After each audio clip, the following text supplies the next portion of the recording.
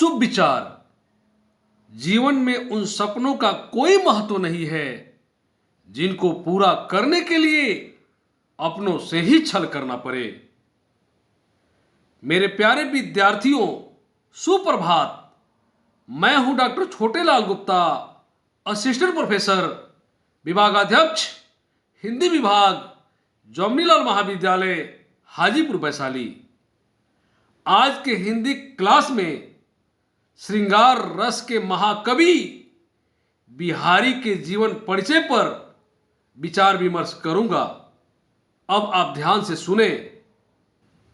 बिहारी श्रृंगार रस के रस सिद्ध कवि हैं। उन्होंने एकमात्र ग्रंथ बिहारी सतसई की रचना की, जिसमें 713 दोहे हैं। उन्होंने दोहे जैसे छोटे छंद में इतने अधिक भावों को समावेश किया है कि आलोचकों को उनके विषय में यह कहना पड़ा है, बिहारी ने गागर में सागर भर दिया है। उनकी सतसई के बारे में ये अक्सर बातें कही जाती है। सतसैया के दोहरे जयो नावक के तीर, देखन में छोटे लगे घाव करे गंभीर। जो कवि जितना शास्त्रज्ञ, पंडित एवं प्रतिभा संपन्न होगा, उसकी कविता में उतनी ही व्यापकता, विशुद्धता एवं बहुज्ञता उपलब्ध होगी। बहुज्ञता का अर्थ है विविध विषयों की जानकारी। बिहारी प्रतिभा संपन्न कवि होने के साथ साथ विविध विषयों की जानकारी से संपन्न लोक एवं शास्त्र में निपुण कवि थे। उनके द्वारा रचित दोहों में विविध विषयों की जानकारी समाहित है।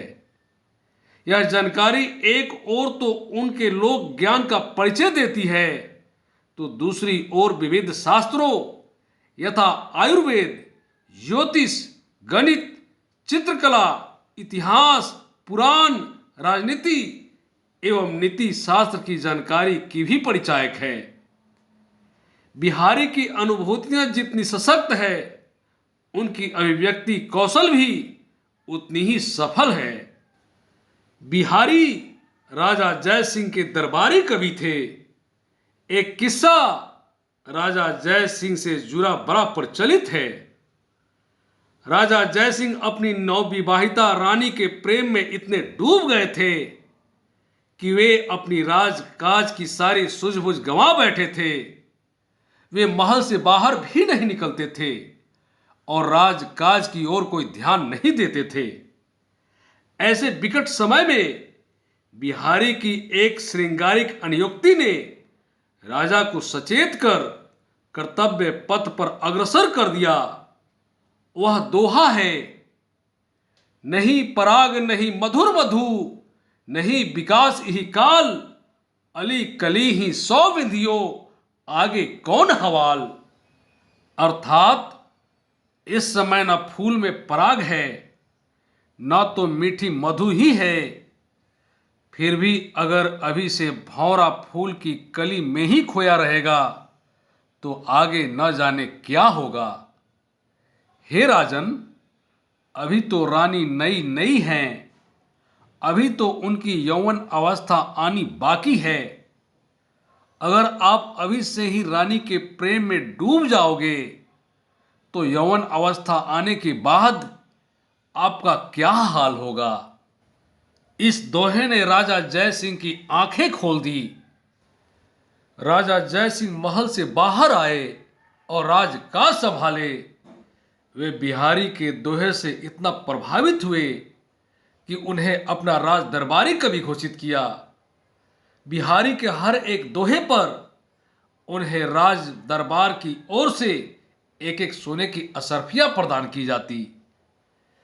बिहारी के श्रृंगार संबंधी दोहे अपनी सरल व सशक्त अभिव्यक्ति के लिए विशेष समझी जाती है। इन दोहों में संयोग एवं वियोग के मर्मस्पर्शी चित्र प्रस्तुत किए गए हैं।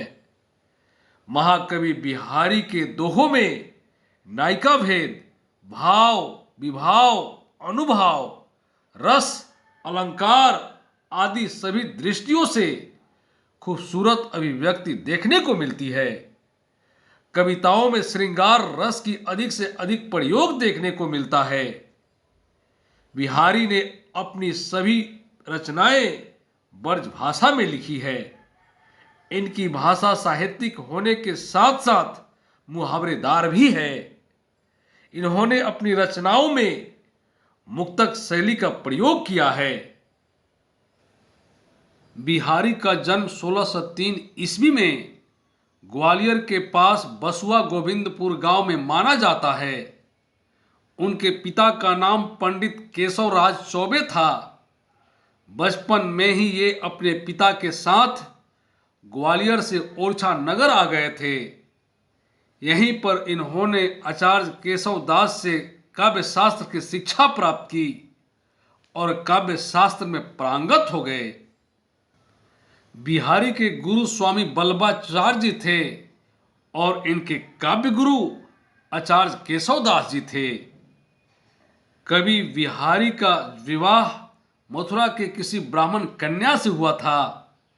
इनके कोई संतान न होने के कारण इन्होंने अपने भतीजे निरंजन को गोद लिया था।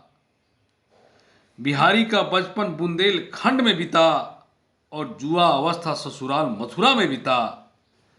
बिहारी हिंदी साहित्य के ऐसे महान विभूति हैं जिन्होंने अपनी एकमात्र रचना के आधार पर हिंदी साहित्य जगत में अमिट छाप छोड़ी है।